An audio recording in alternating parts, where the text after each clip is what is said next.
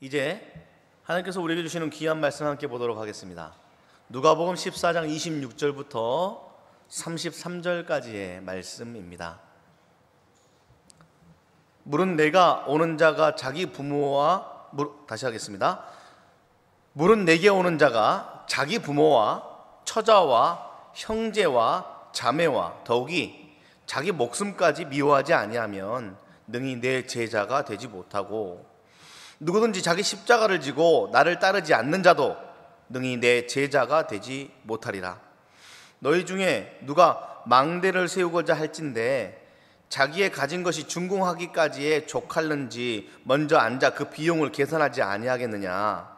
그렇게 아니하여 그 기초만 쌓고 능히 이루지 못하면 보는 자가 다 비웃어 이르되 이 사람이 공사를 시작하고 능히 이루지 못하였다 하리라. 또 어떤 임금이 다른 임금과 싸우러 갈 때 먼저 앉아 1만 명으로서 저 2만 명을 거느리고 오는 자를 대적할 수 있을까 헤아리지 아니하겠느냐. 만일 못할 터이면 그가 아직 멀리 있을 때에 사신을 보내어 화친을 청할지니라. 이와 같이 너희 중에 누구든지 자기의 모든 소유를 버리지 아니하면 능히 내 제자가 되지 못하리라. 아멘. 이는 하나님의 말씀입니다. 옆 사람을 한번 쳐다볼까요? 네, 쳐다보았습니다. 자, 우리에게는 지금 눈에 보이는 교회 식구들 뿐만이 아니고요, 수많은 사람들이 주위에 있습니다. 근데 그 수많은 사람들이 다 똑같은 사람들이 아니죠. 관계 정도가 다 다릅니다. 함께 사는 식구들이 있죠. 그리고 내가 사랑하는 사람들이 또 있습니다. 아주 가깝게 지내는 사람들이 있는가 반면에 1년에 한 번 볼까 말까 하는 사람이 있고, 가만히 제가 말씀 준비하면서 생각해 보니까 지금까지 지내오면서 딱 한 번 보고 그 이후로는 연락도 안 하고 만나지 않았던 사람들도 있다라는 것이죠. 2000년 전 예수님과 주위에 있는 사람들을 한번 생각해 보십시오. 예수님 주변에 있는 사람들이 예수님과 맺은 관계가 다 각기 달라요. 예수님에 대한 소문만 듣고 있었던 사람들이 있었고, 그 소문 듣고 와, 나도 예수님 한번 만나보고 싶다 하면서 거리로 뛰쳐나온 사람도 있습니다. 어떤 사람은 예수님에 대한 소식과 하신 여러 가지 일들을 듣고 너무 화가 난 사람도 있습니다. 더 나아가 화가 나 거리로 뛰쳐나와 예수님을 박해하고 죽일 일까지도 논의했던 사람들도 있었죠. 반면에 예수님과 가까운 관계를 맺은 사람도 있었습니다. 저도 말씀 묵상하면서 와, 이때에 이 사람이 나였으면 얼마나 좋았을까라고 하는 그런 사람들이 있어요. 가장 가깝게 누가 있었죠? 예수님의 12 제자들이 있었습니다. 예수님의 식구들도 있었고, 예수님의 제자들 가운데에서도 예수님과 더욱더 친근한 관계를 맺고 지냈던 사람들도 있었습니다. 예수님이 직접 이는 내 사랑하는 자다 라고 지칭한 인물들도 있었습니다. 오늘의 기독교인들도 예수님과의 관계를 어떻게 맺느냐에 따라서 서로의 입장이 다 다르게 될 터인데, 교회를 나온다고 해서 모두 예수님과 친밀한 제자로 사는 건 아닙니다. 인정하시지요? 한 발 물러선 방관자도 있고 호감을 느끼는 이들도 있을 것이며, 제자로 살려고 노력하는 사람들도 함께 모여 있습니다. 여러분들은 어떠한 거리감을 가지고 계십니까? 여러분들은 어떠한 입장입니까? 현대 기독교인들이 제자로 산다라는 것을 실감하기란 참 어렵습니다. 그 이유가 뭔지 아십니까? 여러분들 이번 주 안에 일주일 어간에 제자라는 단어를 혹시 한번 떠올려 보셨습니까? 진짜로 믿는 사람답게 산다는 건 무엇이지? 라고 고민해 본 적이 계십니까? 아니, 더 멀게 한번 질문해 볼까요? 교회 한 번이라도 생각해 보셨습니까? 성경책 한번 열어보셨습니까? 제자로 산다는 것, 오늘의 설교 제목인 제자도 차원이 다른 삶을 산다는 것은, 그것을 느낀다는 것은 참 쉽지가 않은데, 그 이유가 바로 무엇이냐면 우리의 일상에 너무 과도하게 휩싸여 있기 때문에 그렇습니다. 이를 오늘 우리가 읽은 본문 앞절에서 예수님이 자세하게 비유로 설명하는데, 그 비유를 우리는 흔히 잔치 비유라고 이야기하거든요.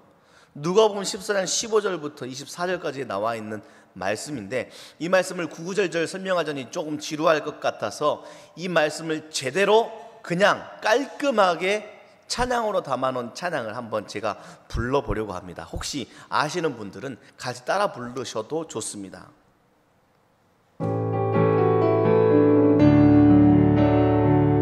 죄송해요, 죄송해요, 정말 잔치에 갈 수 없어. 장가 가야 하고 소도 사야 하고 농가밭에 나가서 할 일은 많아. 내 어이야리 죄송해요,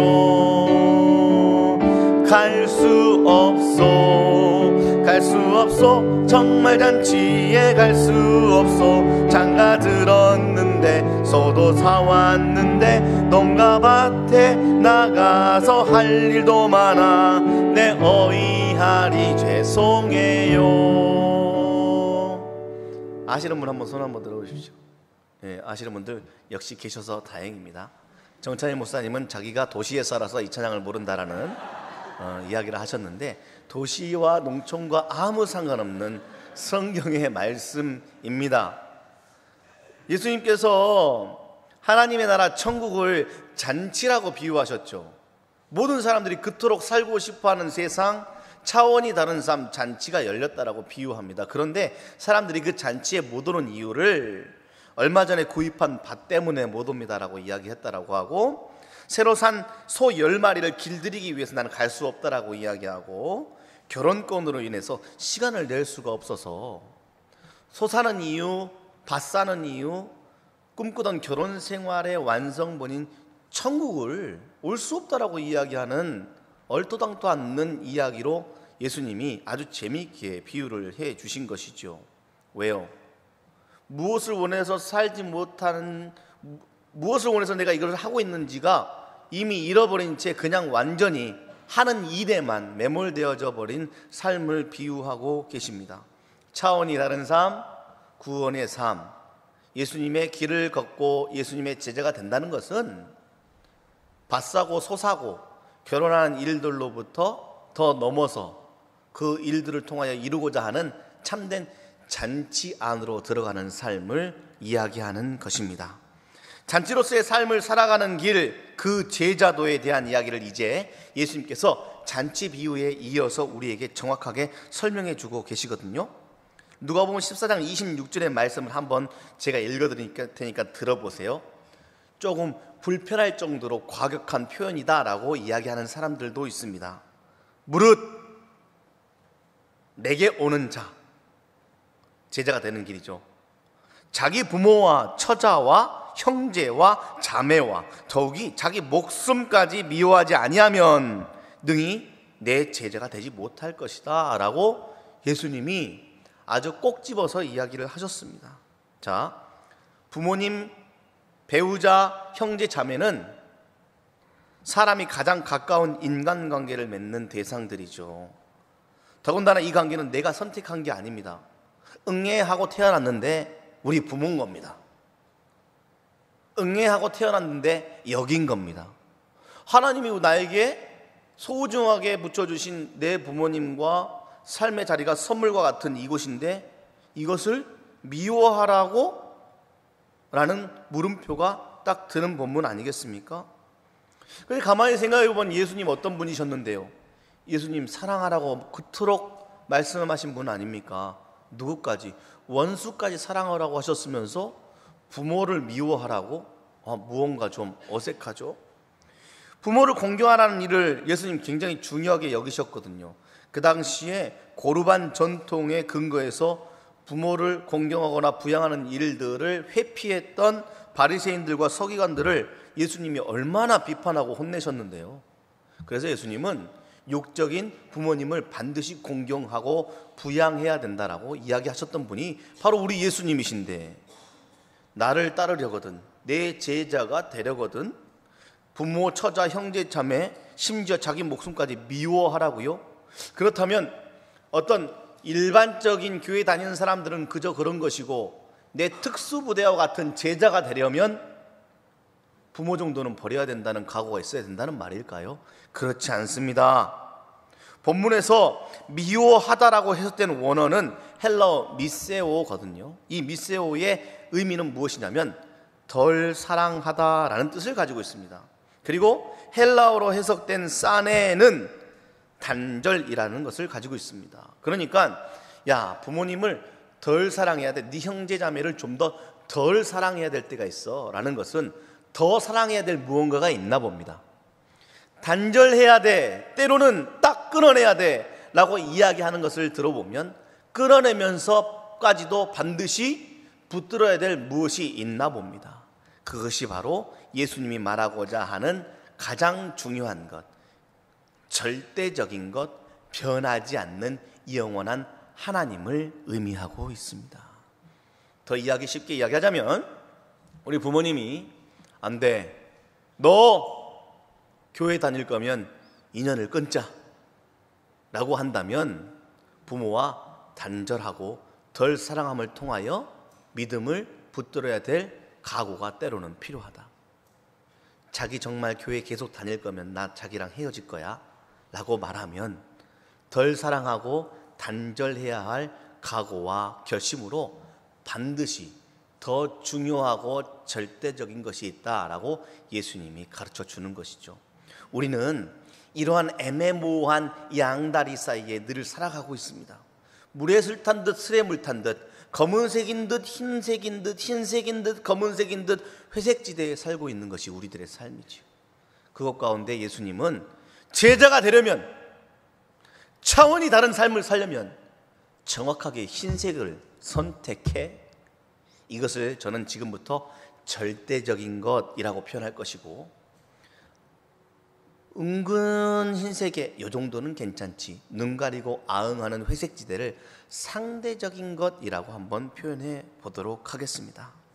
자, 이 이야기를 좀 더 자세하게 이해하기 위해서는 예수님이 자기의 공생 기간 동안 피 터지게 목이 아프도록 외쳤던 예수님의 중점적인 메시지를 한번 살펴보아야 합니다. 예수님의 중점적인 메시지의 핵심은 바로 하나님 나라 천국이었습니다. 하나님의 통치하심. 회개하라, 천국이 가까웠다 말씀하시며 하나님의 나라 선포하시며 이제 너희들의 죄로부터 돌아서라. 상대적인 것으로부터 돌아서 절대적인 것에 너희들의 마음과 시간과 힘을 쏟아라 라고 말씀하셨습니다. 집중해, 절대적인 것에. 그러면서 하신 말씀이 무엇을 먹을까, 무엇을 마실까, 무엇을 입을까 하는 일상에 대한 염려는 상대적인 것이니 좀 내려놓고 마태복음 6장 33절을 통해 이렇게 말씀하셨죠. 그런즉 너희는 먼저, 함께 읽겠습니다. 시작. 그의 나라와 그의 의를 구하라. 그리하면 이 모든 것을 너희에게 더하시라. 이게 하나님 나라의 법칙이고 예수님의 강력한 권면입니다.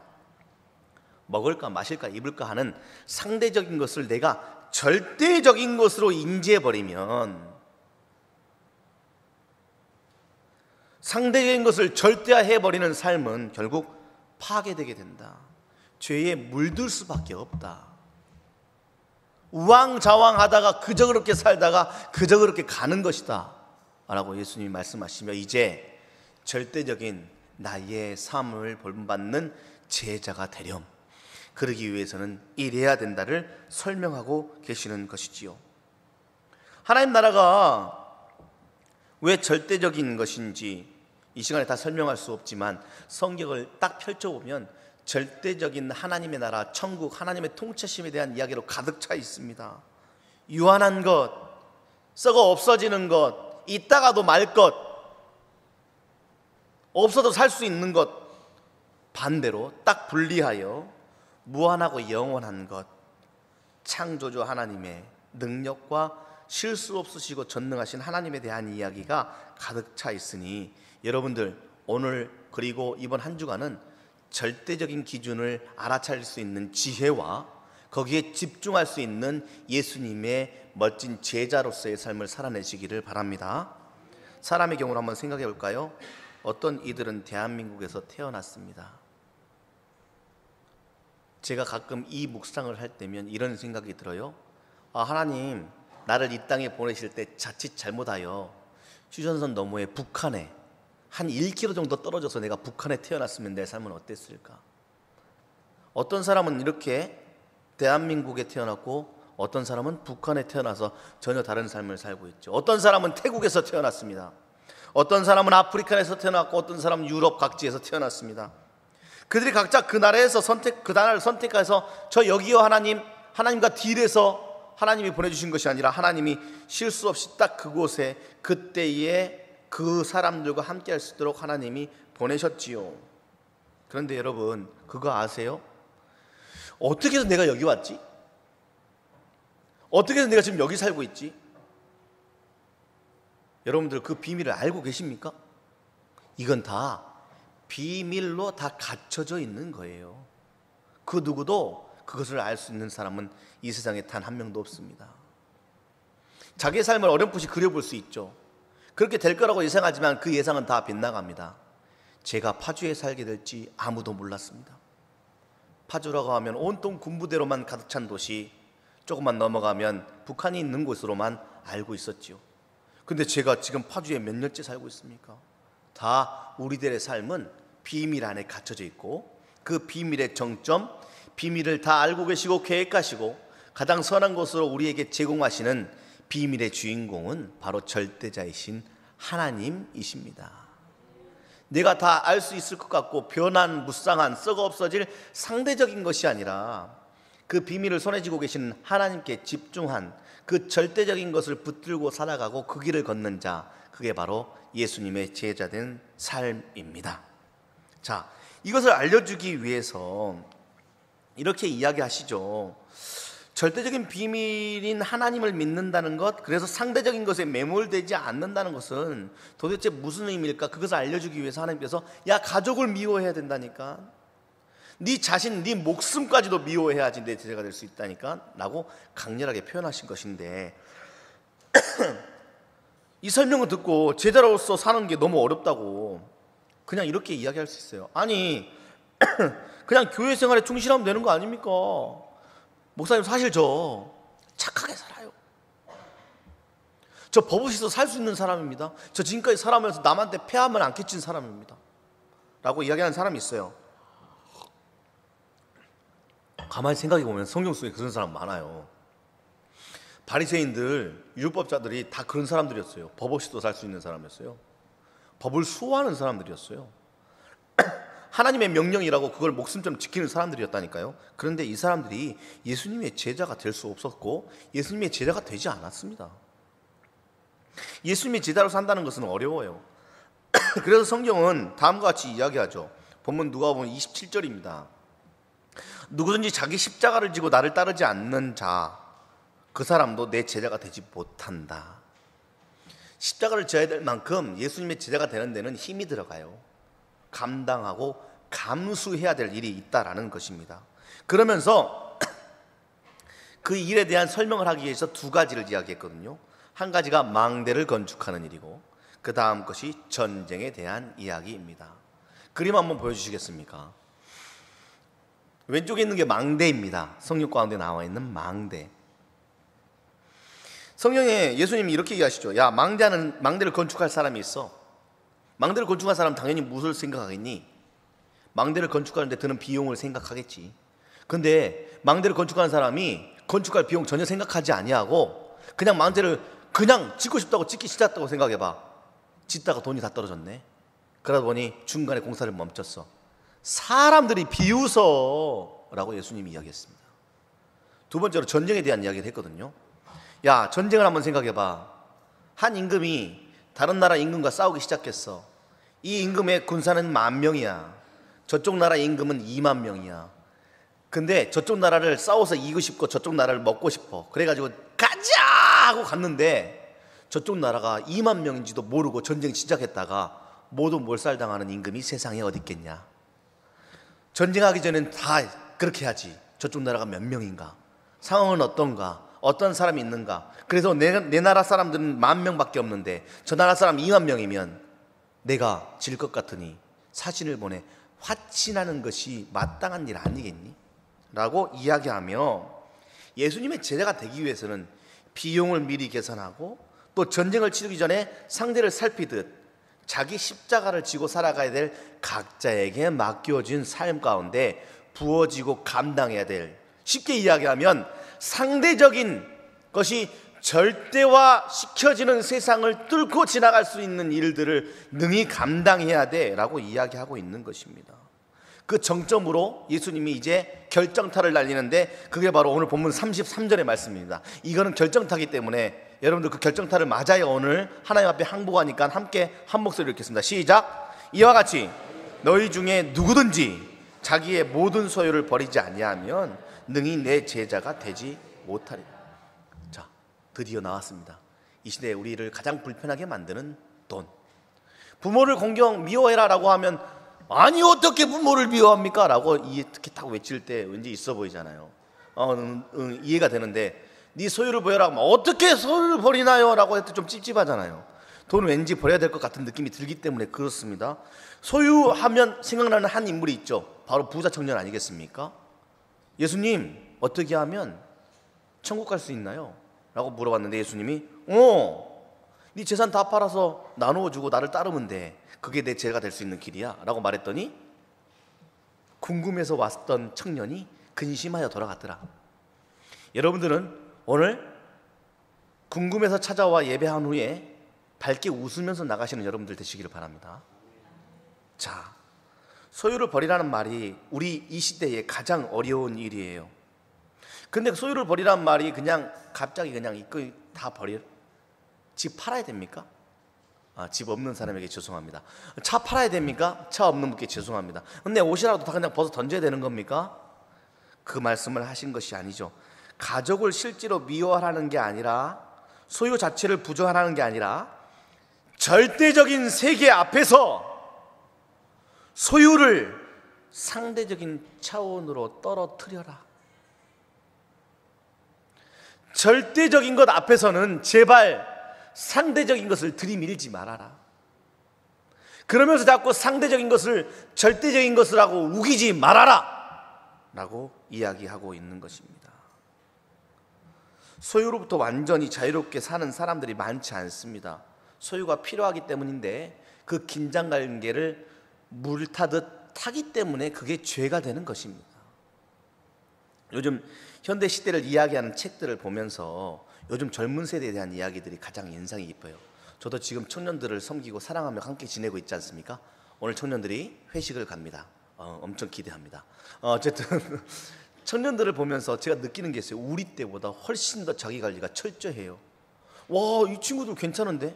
진짜 괜찮은 친구들이에요. 너무 좋아요. 어제 제가 청년들 알파 이렇게 함께할 알파 리더와 함께 청년들을 소개하는데 단 한 명도 귀하지 않고 단 한 명도 괜찮지 않은 친구가 없어. 다 괜찮아. 다 멋져요. 다 사랑스럽고. 더 나아가 제가 그 나이 때보다 자기관리가 더 철저해. 근데 그러면 그럴수록 어떤 일들이 벌어지기 시작하면 반대로 남에게 신경 쓰는 일들이 줄어드는 게 요즘 현대의 시대라고 사회학자가 이야기하고 있더라고요. 그래서 갈수록 외로워지는 시대, 나에게 좀 더 집중하다 보니까 내 것이 무너지면 삶이 와르르 더 쉽게 무너지는 세대가 바로 이 시대가 됐습니다. 중고등부 친구들을 봐요. 제자훈련 한다고 하니까 제자훈련이 어제부터 시작됐는데 가장 먼저 나 공부해야 되는데 라는 이야기를 듣는 순간 제가 너무 저의 시절과 다른 세대임을 깨달았습니다. 제가 중고등학교 시절에는 좀 더 놀고 싶었고 학원 안 갈 수 있는 건덕지가 생기면 오케이, 나는 교회 일 있으니까 못 간다고 목회자인 우리 부모님에게 이야기하면 학원을 안 가고 싶은 게 제 마음이었는데, 아니 이게 무슨 일입니까? 교회에서 제자 훈련할 테니까 토요일 저녁에 모이자라고 했더니 고민해. 공부해야 되는데 이렇게 돼버렸어. 세상이 잘됐다 잘못됐가 아니라 이렇게 변했다고요. 근데 이제 밀어붙이기 시작하는 겁니다. 교회 행사가 절대적이라고 말하는 것이 아니라 그보다 더 깊은 차원 안에서 변하지 않는 영원한 것이 딱 놓여져 있고 변하거나 수시로 지고 놓을 수 있는 것이 딱 놓여져 있는데 이걸 구분할 수 없는 세대. 예수님께서 너희들이 내 제자가 되려면 구분할 수 있어야 돼. 근데 구분하기 쉽지 않지. 세상은 원래 그래. 근데 확실하게 구분하고 내 제자가 돼서 진짜 차원이 다른 삶을 살려면 명확히 구별하는 훈련이 필요해. 그러기 위해서 가족을 미워하고 소유를 버리는 완벽한 결단으로부터 시작해야 비로소 무언가를 얻을 수 있단다 라고 예수님이 우리에게 정확하게 이야기하고 계시는 것이죠. 이야기를 하려면 제가 종종 쓰는 이 예화를 다시 한번 꺼내보려고 합니다. 제가 박사학위 논문을 쓰면서 매일 아침부터 저녁까지 도서관에 계속 앉아있으니까 함께하는 공부하는 목사님들이 이러면 오랫동안 공부 못합니다. 이러면 이렇게 오히려 건강이 나빠져서 논문 못 씁니다 라는 이야기를 시작한 지 얼마 안 돼서 했어요. 함께 공부한 사람. 그래서 오케이 그럼 운동합시다 라고 했는데 그 무리 가운데 테니스 레슨을 해줄 수 있는 목사님 한 분 계셔서 그렇다면 테니스를 한번 배워볼래요? 정말 재밌어요 라고 이야기해서 테니스 레슨을 시작했네요. 한 주에 한 번 정도 모여서 저녁에 테니스를 치는데 처음에 배우니까 너무 어색한 거예요. 제 몸이 아니에요. 이걸 꺾어가지고 이렇게 해가지고 이렇게 하면 맞을 거라 그러는데 제 생각에는 이렇게 라켓을 완전히 이렇게 보여서 이렇게 딱 꺾어도 공이 안 맞을 것 같으니까 제가 물어봤어요. 목사님, 이러면 테니스 공이 라켓에 안 맞아요. 근데 이렇게 하라고요? 라고 했더니 그 목사님이 저에게 이야기했습니다. 잔소리 말고 그냥 하라는 대로 해. 자꾸 뭘 생각하고 자꾸 하지 말고 내가 해서 맞춰봐서 지금 잘 치고 있는 나의 안내를 따라서 처음에는 어색하고도 모르고 이해가 잘 되지 않더라도 이해가 된 후에 하려고 하지 말고 그냥 가르쳐주는 대로 처음부터 훈련하는 게 가장 빨리 배우는 겁니다 라고 이야기해줘서 그날 저녁에 와가지고 이제 동영상을 찾아보는 거예요. 조코비치, 나달 이런 사람들을 찾아보는 거죠. 처음 라켓 잡았는데 벌써부터 유명한 선수의 동영상을 보면서 그 선수 얼굴 대신 제 얼굴을 거기다 갖다 넣는 거예요. 와, 나 진짜 이제 좀만 더 치면 저렇게 칠 수 있을까? 말도 안 되죠. 예? 그러고 그 다음 주에 또 가는 겁니다. 또다시 이해되지 않는 애매한 행동에 포즈를 계속 취하면서 그 포즈를 계속해서 내 포즈로 만들어가는 연습을 계속 하는 거죠. 근데 그때 마침 그 옆에 누가 있느냐? 코트가 3개 정도 있었는데 그 옆에서 능수능란하게 나와 같은 연습을 하지 않은 채 멋있게 경기를 어느 정도 하고 있는 목사님들을 보는 거예요. 그러니까 처음에 한 번 하고 두 번째 가서 또 똑같은 연습을 시키는 목사님들, 나 안 해. 이럴 거면 나 안 해. 이게 뭐야 이게? 라고 라켓을 집어 던지는 게 아니라 제가 옆에서 경기하고 있는 사람 모습을 보니까 오케이, 내가 좀만 더 연습하면 나도 저 사람 사이에 껴서 이제 경기할 수 있어 라는 경기하는 자들의 기쁨이 내 마음 가운데 들어왔어요.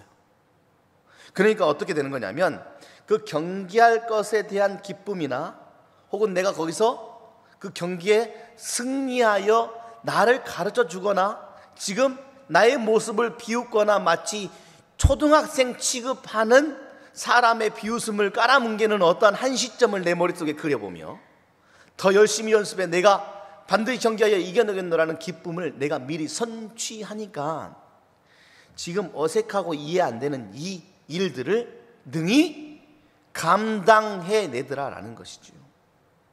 꾸준히 연습을 하다 보면 어느 순간 게임을 할 수 있는 경지에 이르게 됩니다. 연습의 어려움을 감수할 수 있는 이유는 테니스가 주는 기쁨 때문이지요.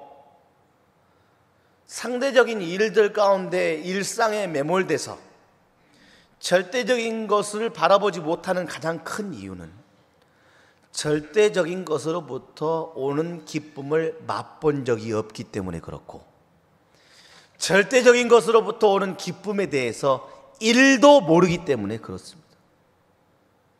혹여 맛봤더라도 그걸 쉽게 잊어버리도록 만드는 일들로 내가 완전히 또다시 매몰되어져 버렸기 때문에 그렇습니다. 이것을 쉽게 이야기하면 일상의 과잉이라고 표현하면 딱 맞을 것 같습니다.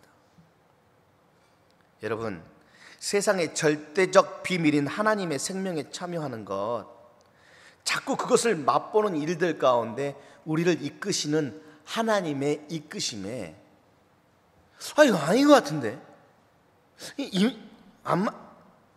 가도 없을 것 같은데, 그거 한다고 안 나올 것 같은데, 그거 한다고 나 부자 안 될 것 같은데, 그거 한다고 내가 건강해지지 않을 것 같은데 라는 의심이 들지라도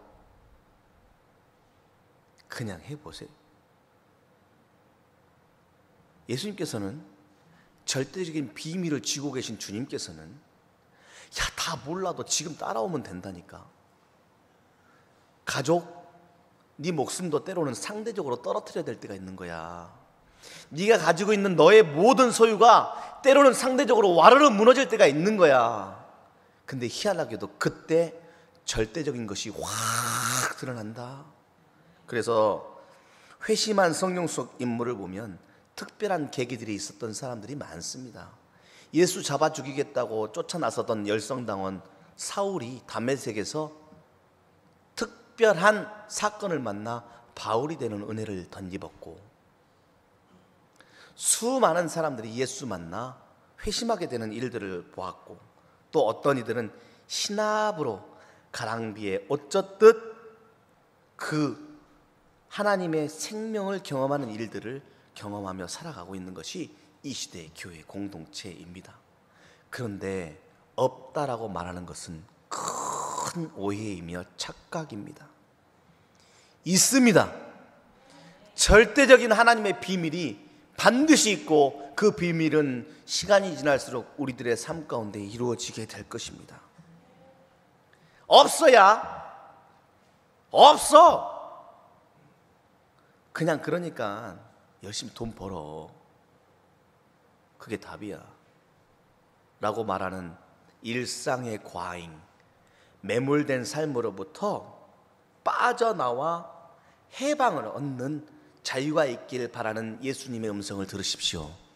우리는 그것을 해방이라고 이야기하며, 그 해방을 통해 얻게 되는 것을 자유라고 이야기하는 것입니다. 우리의 삶 가운데 몰입되어 있다 보니 집착하게 되고, 그거 없으면 안 될 것, 그 상대적인 것 붙잡지 않으면 죽어버릴 것 같은 불안감, 허무함, 막상 얻어봤더니 아무것도 없어 오는 허무함, 그리고 더 나아가 그걸 얻고자 하는 과도한 열망, 이것들이 오늘 오히려 우리들의 삶을 무너뜨리고 있다는 사실을 기억하고, 그것을 덜 사랑해라, 좀 그것으로부터 좀 단절되라, 그러면 보이는 삶이 있다라고 열어주시는 하나님의 제자도, 차원이 다른 멋진 삶, 그 삶을 살아내는 여러분들이 되셨으면 좋겠습니다. 우리들이 숨이 붙어있는 한 이 일로부터 완벽하게 자유로워질 수는 없어요.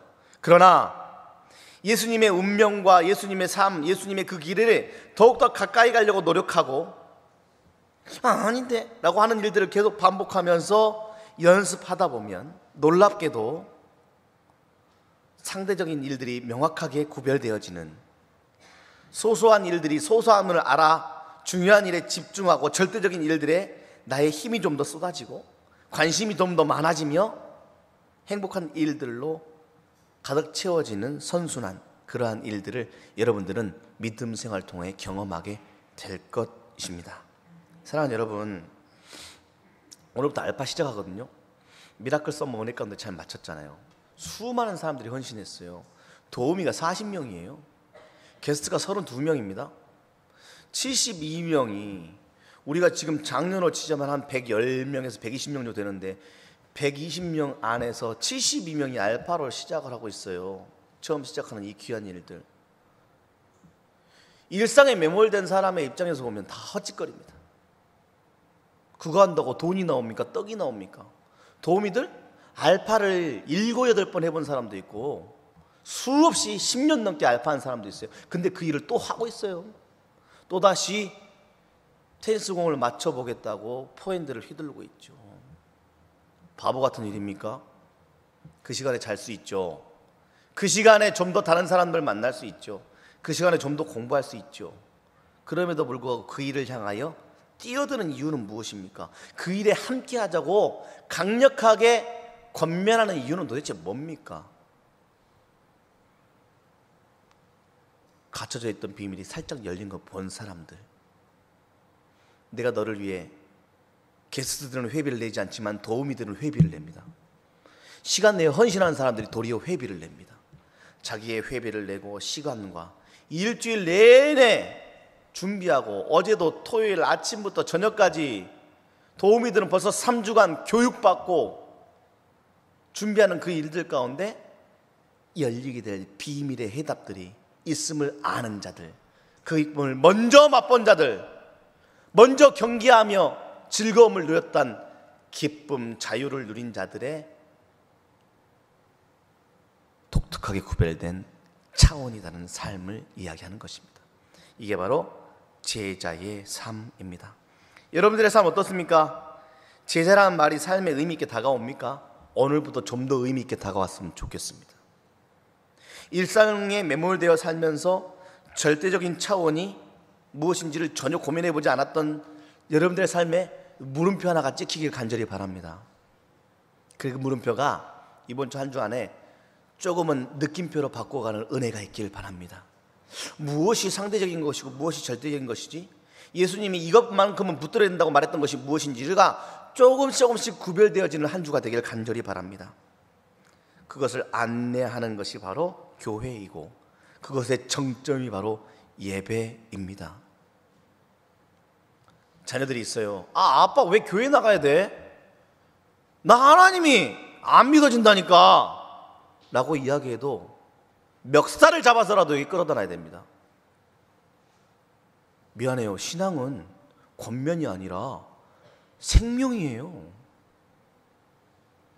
그것을 인정해 주는 것이 내 자녀를 위한 길이 아니에요. 그것을 끌고라도 와서 앉혀놓는 것이 자녀를 위한 길입니다. 미안하지만 그게 정점이 예배입니다. 이거 없이 살 수 없어. 다른 거 다 양보하더라도 네 소유, 네 가족 덜 사랑하더라도 이거 더 사랑해야 돼 라는 것을 안내받는 정점인 예배가 매주 새로워지는 여러분들 되시기를 바랍니다. 교회는 그러한 것을 더욱더 확연히 드러내는 여러 가지 모임들을 안내하게 될 것입니다. 일상에 파묻혀 나도 모르게 절대화했던 상대적인 것들, 참된 하나님 나라를 절대화하는 은혜로 뒤바뀌는 시간들이 여러분들 이번 한 주간이 되시기를 바랍니다. 사랑하는 여러분, 한 주간 하나님의 나라를 절대화하는 제자의 삶을 살아가십시오. 기도하겠습니다. 하나님, 저는 도대체 무엇에 목 매여서 무엇에 붙들려서 그거 놓으면 죽을 것 같다라는 강요의 억압에 살아가고 있었습니까? 자유케 하여 주시옵소서. 하나님은 모두가 인정할 법한 가장 가까운 가족마저도 내가 무엇을 입을까 먹을까 마실까 고민해야 되는 나의 소유마저도 상대적인 것이라는 것을 알려주셨으니 알 수 없는 그 비밀 꼭 쥐고 계셔서 우리에게 늘 정확하게 알려주시는 절대되신 하나님의 나라 통치하심, 그 생명 가운데 빠져드는 우리가 되길 간절히 원합니다. 그거를 조금 더 알아가는 예배가 되게 하시고 그것을 더욱더 깊이 있게 느낄 수 있는 교회의 여러 행사들과 모임이 되게 하시고 그것이 나눠지는 목장이 되게 하시며 그것을 알아차리는 한 주가 되게 하여 주시옵소서. 감사드리며 우리를 제자로 부르시고 차원이 다른 새로운 삶을 열어가시는 예수님의 이름으로 기도합니다. 아멘.